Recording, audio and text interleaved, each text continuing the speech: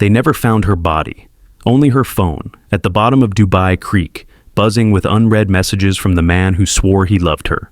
Her name was Hana El-Sayed, 26, a graphic designer from Cairo, smart enough to build empires for companies that didn't know her name, invisible enough to walk through Dubai's corporate hallways without leaving a footprint, invisible to everyone, except him. His name was Adam Rahman, 42, founder of a luxury real estate development firm, the kind of man whose existence filled a room before he even entered. Charisma in a tailored suit, wealth wrapped in a soft voice. He was everything she wasn't, seen, admired, untouchable.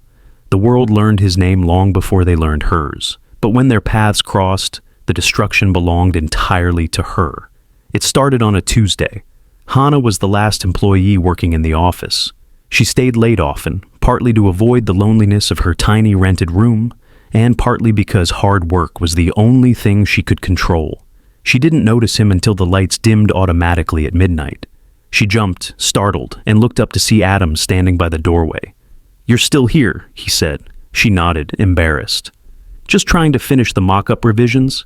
He stepped closer, hands in his pockets, smiling with a softness she had only seen in movies. "You do more than anyone here," he said, "but you're the only one who apologizes for it." No one had ever spoken to her like that, not in Dubai, not in Cairo, not anywhere.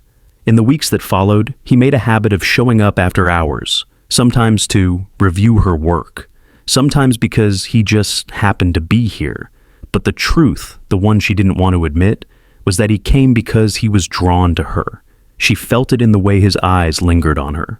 She felt it in the way the office felt different when he was near, alive, dangerous. One night changed everything. He saw her at the back of the office, sitting in the dark, crying quietly at her desk. Her landlord had given her 2 days to pay rent. Her bank account was empty. Dubai didn't care about tears, and neither did life. She wiped her face when she heard footsteps. "I'm fine," she whispered. He didn't believe her. He walked around the desk and knelt in front of her. She looked away, ashamed. "Hana, look at me." She did. And in that moment, she saw not a CEO, but a man, a tired man, a lonely man, a man who had everything except someone who saw him beyond the glossy facade. He wiped her tears with his thumb. "You don't have to carry everything alone," he said. She tried to pull back, but he held her wrist lightly. "Let me help you." 3 days later, her landlord received a transfer of 2 months' rent, anonymous. Her company laptop was upgraded. She was moved to an office closer to Adam's. Everyone assumed she was being groomed for promotion. They were wrong. She was being groomed for destruction. The affair began quietly, a hand brushing another, a lingering stare, a late-night drive, accidentally going the long route. He kissed her in the parking garage. She didn't push him away. And that was the beginning of the end. He told her his marriage was dead. He told her his wife didn't understand him. He told her that what they had was real, and Hana, who had never been loved like this, who had never mattered like this, believed him. Love is a trap that doesn't feel like a trap until the door closes. Weeks turned into months. They met in private apartments, hotels under fake reservations, the quiet corners of a city that pretends not to see. She fell deeper. He fell recklessly. But someone else noticed, someone who was never supposed to know. His wife, Maryam Rahman, a woman who had built her life on 2 things, control and legacy. She wasn't loud, she wasn't emotional, but behind her calm, someone else lived. A woman who refused to be humiliated. The first sign came when Hana arrived at work one morning to find her desk emptied. Her access card didn't work. Her files were gone. When she confronted Adam, he looked devastated. "She knows," he whispered. Hana's heart sank. "Your wife?" He nodded. "She went through my phone." The world seemed to tilt beneath Hana's feet. "So what happens now?" she asked. He took her hands. "I'll fix it, I promise." She believed him. Because when you're in love, you cling to promises like life rafts. But Maryam didn't yell. She didn't file for divorce. She didn't confront Hana. She planned. She began with the board, whispering doubts about Adam's judgment, hinting that he was emotionally unstable, leaking confidential decisions that made him look incompetent. Then she turned to his investors, raising concerns about financial irregularities that didn't exist, using her family's influence to freeze funding. And finally, she targeted Hana. It started with mirrors, her reflection smeared in red lipstick with the word homewrecker, her car windshield cracked, her tires slashed, her apartment door marked with slurs in Arabic. The police dismissed everything. No evidence, they said. Happens all the time, they said. Maybe find another place to stay, they said. Dubai was a city of miracles, just not for girls like her. Hana tried to end the affair, tried to break away, tried to save herself. It's over, she told Adam. It's not, he replied. I can't lose my job. You won't. I can't lose my life. You won't. But she had already lost something far more dangerous, her innocence. One night, Adam showed up at her apartment, desperate, shaking. She wants to destroy me, he said. She wants to destroy you too. She stared at him. Did you ever love me? She asked. He maybe stepped closer. I still do. She kissed him then, one last time. Because love can be fatal, but longing is worse. The next morning, Hana didn't show up for work. No one saw her again. Only her phone surfaced, buzzing at the bottom of Dubai Creek. 10 missed calls, all from Adam. After Hana disappeared, the city did what it always does, moved on. People whispered for a week, then forgot. Her name vanished from company records, her apartment was rented to someone new, and her inbox was deleted as if she'd never existed. But Adam couldn't forget. He told the police she had resigned, that she'd been unstable, that she'd spoken of returning to Egypt. He smiled during the interview, nodded politely, and lied through his teeth. They believed him. He was Adam Rahman after all, the CEO, the philanthropist, the man who built towers out of air and money. He didn't tell them about the fight, about the messages she'd sent the night before, the ones that said, I'm done hiding, I'm telling the truth. He didn't tell them about the meeting, about the way she'd looked at him that last night, angry, heartbroken, afraid. He didn't tell them about the blood. It started as a rumor among the office cleaners. One said there were stains in the basement garage, wiped too clean, smelling faintly of iron and perfume. Another said she saw him there, alone, long after midnight, staring at the security camera that had suddenly stopped working that week. A month passed, then 2. One afternoon, Adam received a letter. No name, no return address. Inside was a single photograph, Hana's necklace, the one he'd given her, resting on a marble floor. Below it, 2 words were written in red ink. I know. He went home early that day. His wife was in the garden, pruning roses. He stood in the doorway, watching her hands move through the thorns. Something wrong? She asked without turning. No, he said, but his voice cracked. She smiled. Then come inside. Dinner's getting cold. That night, he couldn't eat. He couldn't sleep. The photograph burned in his mind, the handwriting, elegant, deliberate. He'd seen it before. On the note Miriam left him the night she found out about Hana, it read, You broke what I built. I will make you watch while I fix it. He hadn't thought much of it then. Now he did. The next morning, he called the police again. I think someone's trying to blackmail me, he said. They took his statement, promised to investigate, and did nothing. 2 weeks later, a new story broke online. An anonymous blog published leaked emails between Adam and Hana, dozens of them, time-stamped and raw. They painted a picture of a man obsessed, controlling, jealous. The kind of man who couldn't handle rejection. Investors panicked, shares plummeted. His company was forced to suspend operations pending an internal review. Miriam never said a word. She didn't have to. Adam began to unravel. He drank more, slept less. Started seeing Hana everywhere, on billboards, in reflections, in his wife's perfume bottle. He told his therapist she was haunting him. The therapist told him guilt was a powerful illusion. But one night, while driving down Sheikh Zayed Road, he saw her, standing on the median, hair whipping in the wind, white dress glowing beneath the streetlights. He slammed on the brakes, swerved, and stopped. When he looked again, she was gone. He stepped out of the car, shaking. The air smelled of rain, though the sky was clear. On the ground near his tire was a small object glinting in the headlights. Her necklace. He picked it up, trembling. His hands smelled like iron and perfume. The next morning, his wife found him sitting in the garden, staring at nothing. The necklace was wrapped around his fingers. "Where did you get that?" she asked. He didn't answer. She smiled faintly. "You should be careful what you pick up, darling. Some things are better left buried." He looked at her then, really looked, at her calm, her control, her eyes that never blinked too long. He realized she hadn't forgiven him. She never would. That night, he opened the family safe and found a folder marked with his name. Inside were photographs. Him and Hana, taken secretly, printed neatly. Receipts, transfers, emails, enough to ruin him 1,000 times over. Miriam walked into the room, barefoot. "I told you I would fix it," she said. "Where is she?" he asked. She tilted her head. "Does it matter?" He lunged forward, grabbing her arms. "Tell me what you did." She didn't flinch. "I made you free." He froze. "From her," she said softly. "From weakness, from guilt, from temptation. You should thank me." He let go, stumbled backward. Miriam straightened her blouse. "You should rest, Adam. You've been seeing ghosts." She left the room. He didn't follow. The next morning, she found the safe open. The folder was gone. So was he. A week later, police discovered a car submerged in the marina. Inside, no body, just a man's watch, engraved with the initials AR.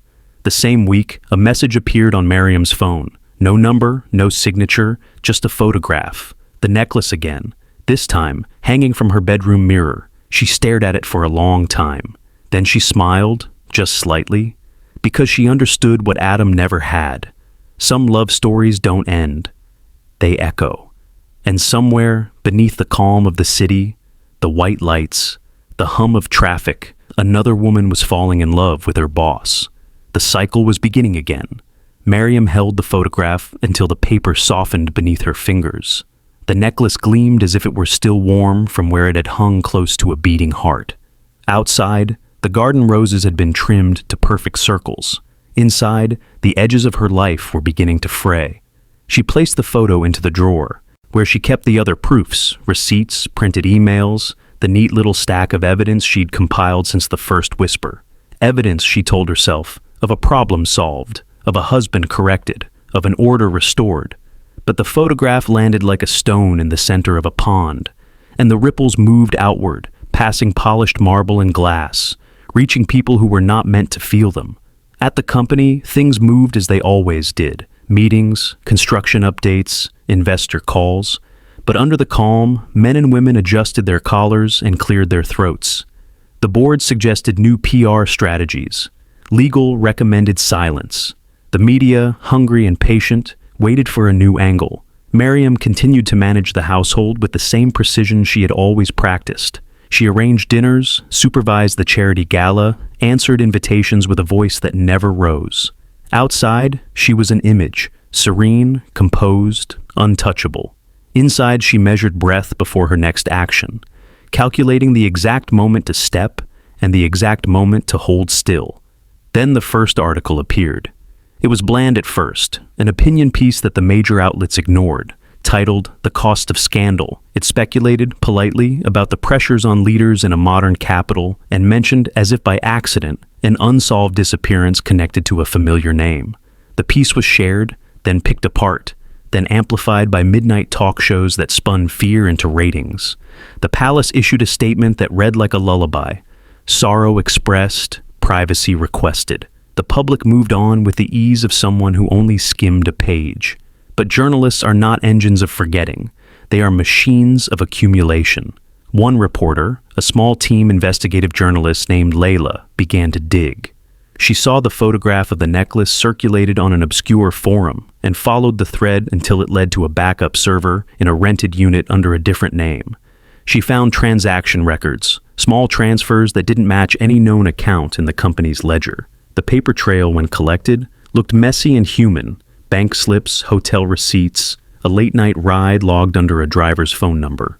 Layla did what any careful reporter would. She reached out. She knocked on doors that had been closed politely for years. She asked questions that had been smoothed away by habit. Unlike the loud, televised hunters, she was subtle. She was patient. She listened, Her first interview with an ex-employee, a security contractor who'd left the company quietly after an argument, produced nothing but a nervous laugh and a sentence that would later sour into suspicion. Some things are better handled inside. He didn't want trouble. He didn't want attention. But he also didn't like the way people told him to forget how certain nights smelled. He didn't like being told to wipe away stains that wouldn't be scrubbed out. When the contractor mentioned a small private archive the company kept, security footage, internal logs, Layla's hands tightened around her pen. She was refused access. She was given official denials. She was offered benign corporate statements. But denials are fragile things. They crack under pressure. Leaks began to appear, soft and surgical. Anonymous packages arrived at Layla's desk. A flash drive containing a clipped audio file of a panicked call to a private number the night Hana vanished. A photograph of a hand, pale and ringless, pressed to a car window. The same neat handwriting, red ink, on a scrap of paper that read simply, "I remember." The more Layla assembled, the less tidy the story became. The footage showed fragments, a security guard leaving his post for a few minutes, a maintenance gate unlocked at 2:14 a.m., a car with tinted windows seen outside the service entrance. None of these were overt confessions. They were small human gaps, opportunities where something had slipped through. At home, Miriam watched the whisper grow into a murmur and realized that murmur might yet become a sound. She tightened the circle around her husband. She called the family lawyer at odd hours. She sent messages to old allies and reminded them of favors owed. She paid people who had been loyal for decades, men whose silence could be purchased with generosity and old ties. The city has many currencies, and she made sure she had enough of each. But money does not erase memory. It only pushes it underground, where it breeds. Adam, wherever he had disappeared to, became a rumor. Some said he'd fled to Switzerland. Some said he'd been admitted to a clinic. In the empty weeks after the necklace appeared beneath his tire, unnamed sources claimed he had been seen wandering hospital corridors, hands folded like a pilgrim's. In one leaked photograph, he appeared gaunt, gaze distant, a man who had watched something die and could not live with the echo. Miriam told herself she had been right. She had protected the family, restored order. But every evening, when the light came low and the roses threw long shadows, she caught herself searching the rooms as if for a face that might not return. She began to tighten the strings of her own rituals, checking locks more than she used to, leaving notes for the staff with instructions numbered and precise. She composed speech drafts for the time when someone would finally pry at the edges too hard, and she would need to explain without flinching. Layla's writing, meanwhile, had moved past rumor. She published an outline of inconsistencies, unexplained repairs, deleted logs from security systems, accounting records that had been altered the night the couple celebrated a private charity gala. Her piece did not accuse, it proposed. It asked for answers. It asked for a search for a single missing woman whose name had been polished away from the official ledger. The piece was small, a ripple again. But ripples gather, and soon another journalist built on it. A podcast producer with a knack for chasing missing threads. Their episode featured interviews with former staffers who spoke under condition of anonymity. In hushed tones and muffled lines, they told a story of pressure, of favors traded for silence, of a husband who fell in love and then could not hold the consequences. The public listened. Social feeds stoked the coals. Public sympathy, once a fickle currency, turned to outrage. Petitions circulated, demanding an independent inquiry. Small groups gathered outside the company's glass building, their signs polite but pointed. They asked not for vengeance, but for a record to be set straight. Pressure turned to panic inside rooms that had once been cool. The board convened emergency sessions. Old allies called and said quietly that the optics were bad. Appointments once certain were postponed. Investors murmured about contingency plans. Money, that intractable fixer, had begun to worry about perception, even as it continued to move under the table. Miriam watched all of this like someone watching a pot reach a boil. She could anticipate the next steps. She could arrange more favors, buy more loyalty. She could, in short, try again to smooth the story into a line that did not crack. But the universe, ever perverse, likes the sound of breaking. One evening, as the sun gave the city that gold-forged light it wears in postcards, Layla received a message from an anonymous source. A private meeting, a location near the old creek. She went alone, as all reporters must at some point. The woman who met her there had the hands of an older servant, nails bitten by years of command. She did not speak until Layla offered a cigarette. Then she told everything in a voice that had practiced silence for decades. "I scrubbed the camera logs," she said, "because she told me to. The prince's wife told me. Make it clean, make them forget. I did it because—" her hand trembled, "because she promised to take care of my boy's schooling, because I was afraid." Layla listened and wrote, but the woman's confession came with a cost. It was her word against a palace. The woman wanted one thing in return, something Layla could not promise: safety. She wanted it more than she wanted the truth told in public. The trade was an old one. The city had always run on such bargains. Layla arranged for the woman to testify anonymously to an oversight committee. The committee, pressured by public outrage, opened a quiet review. Lawyers called it a preliminary hearing. The palace called it a nuisance. And yet, in the echo chambers of accusation, small things matter. The committee subpoenaed a server. The server produced a file. In that file was another photograph, this one of Hana, clear and alive and smiling on a weekday afternoon, her hair loose, a book in her hand, a laugh frozen in the pixels. On the back, a date stamped. A log entry. Nearby, maintenance performed at 2:09 a.m. that night. The revelation was not dramatic. It was simple, documentary truth. A timestamp, a file, a footnote. But for the world watching, it was a chisel on marble. Miriam watched the papers stack up like a threat. She bought silence for a week, then for a month. She tried to mislead, to misdirect. She spoke to people she had once charmed into compliance, some bent, some cracked.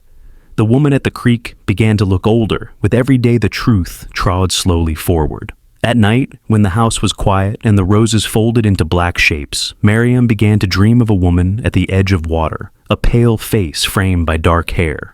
The dreams were not guiltless. They carried a rhythm that matched her pulse. Sometimes she woke with the taste of iron in her mouth and the need to scrub something clean.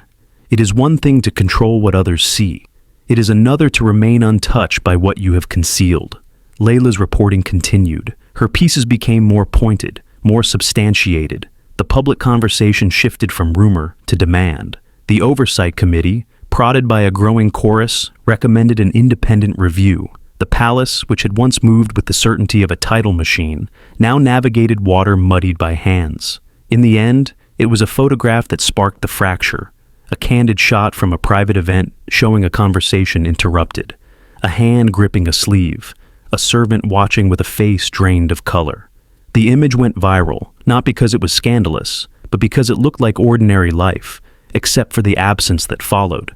Miriam, who had always preferred precision, found herself living in the margins of error. She began to ask herself questions she had never permitted. What is the cost of being right? Who pays when power decides the truth? And what is the shape of the silence that replaces a woman's name? She continued to answer the phone with a steady voice.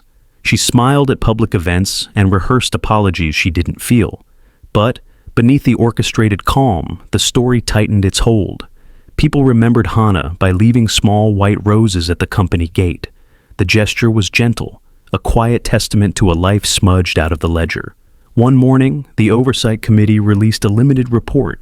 It did not indict. It did not exonerate. It recommended more investigation, more transparency, and a public apology for the family of the missing woman. The palace issued a statement of contrition, a statement that read like a map for how to rebuild trust. It promised cooperation, promised reform. It promised the language of remorse. Miriam read the statement and felt something thin and human shift inside her. She had won battles, paid debts, and kept certain faces away from the light. But she could not purchase memory. It has its own economy. It will not be bought. That night, she walked alone to the old garden, the one that now kept a sculpture, where the fountain had once been. The glass refracted the city lights into shards of light. She pressed her palm to a cold pane. The reflection that stared back was a woman who had planned everything except how to live after the music stopped. Somewhere, a door closed. Somewhere else, a phone buzzed. A name, Hana, was spoken into a recorder by a young journalist who finally found the courage to connect the dots. The sound was small, but it traveled. And in the house where roses were trimmed and dinners were polite, Miriam understood that the last currency she controlled was memory. And even that, in a city that never forgets what it wants to remember, can be stolen back. The city forgot again. It always does. The front pages moved on to new towers, new scandals, new names. But certain truths, once uncovered, cling to the air. They become part of the dust that settles over everything. Months passed before anyone spoke of Hana aloud. A memorial appeared one morning beside the creek, a small stone set in the pavement, no author, no permission, carved with 3 words, "For the girl unseen." Someone left a single white rose there every Friday. No one ever saw who. Layla's final article was quieter than the rest. It wasn't about guilt or justice. It was about patterns, the way a city hides what it cannot face, the way love becomes dangerous when spoken too softly. She ended it with a line that stayed with everyone who read it. The dead ask for truth only once. The living keep asking until they are ready to listen. Miriam read that sentence again and again. It began to appear everywhere, painted on walls, whispered in cafes, printed on shirts worn by students who had not been alive when Hana disappeared. She could have denied it. She could have called it sentiment. Instead, she found herself repeating it under her breath, like prayer or punishment. By winter, her world had shrunk to the size of her home. The garden was overgrown, the windows always closed. Her phone rang less. The invitations stopped. The board replaced Adam quietly, naming a younger partner as acting director. The Rahman name still carried weight, but only the kind used to hold doors shut. Every evening she walked the garden path, counting steps, as she had done since the day she learned discipline was a kind of faith. Sometimes she thought she saw movement near the sculpture, just light bending, just her own reflection, but it made her pause. Once she heard water, though the fountain had long been sealed, she didn't tell anyone. Some things can't be shared without unraveling everything that's left. One night, near the end of the year, she received a parcel with no sender. Inside was a small notebook. On the first page, Hana El-Sayed, Concepts, Drafts, 2022. Sketches filled the pages, logos, layouts, fragments of ideas. On the last page, a line written in pencil. When they erase your name, write it again, somewhere they cannot reach. Miriam closed the book and set it beside her bed. She didn't sleep. She watched the light crawl across the ceiling and wondered when mercy begins to look like memory. Layla moved on to another story. Different names, same silence. But she kept the photograph of Hana at her desk. Sometimes, between deadlines, she'd glance at it and imagine what a full life would have looked like for the girl who had designed beauty for others and never found a place for herself. The city grew taller, the creek shone brighter, and every Friday, the rose still appeared at the memorial stone. People said it was the wind that knocked petals into the water. Others said it was guilt turned into ritual. But in a city of mirrors, no one looks too closely. They only listen when the night is still enough to let them.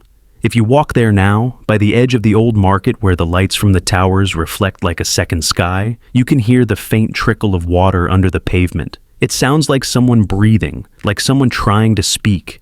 Maybe it's only the pipes beneath the concrete. Maybe it's only memory refusing to sleep. But some nights, if you stand long enough, you'll swear you hear 2 voices in the dark, one asking for forgiveness, the other finally answering. And that is how the city keeps its stories, not in headlines, not in courts, but in whispers that outlive the people who tried to silence them. Because even here, in a place built on glass and ambition, every secret leaves a shadow, and every shadow, sooner or later, learns to speak. Don't forget to like, share, and subscribe to keep enjoying our content. Comment where you are watching from.